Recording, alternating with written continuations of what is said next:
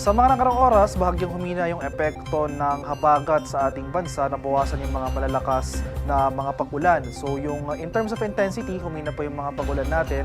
Pero yun lamang po ay for today. Kasi starting tomorrow afternoon, makakaranas muli tayo ng mga malalakas na pag-ulan. Muling lalakas yung mga dala ng pag-ulan na dala ng habagat dito sa area ng Northern and Central Luzon, maging sa Calabarzon, portions as well as sa portions ng Mimaropa. So patuloy po tayo mag-monitor ng mga possible heavy rainfall warning issuances sa ating mga lokalidad sa mga susunod na araw. Pero nonetheless, generally fair weather ang mararanasan sa malaking bahagi ng ating bansa ngayong araw dahil mahina ngayong habagat.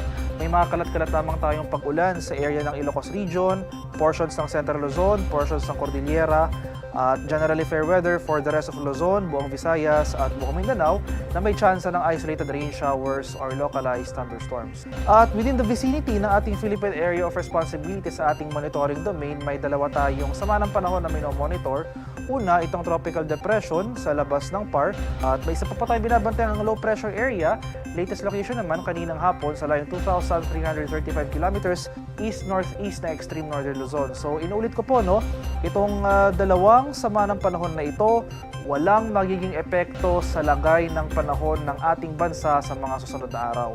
So for the next few days, yung magiging dominanting weather system pa rin natin, itong epekto ng ating southwest monsoon habagat na siya magpapaulan sa malaking bahagi ng Luzon as well as itong western portion ng Visayas.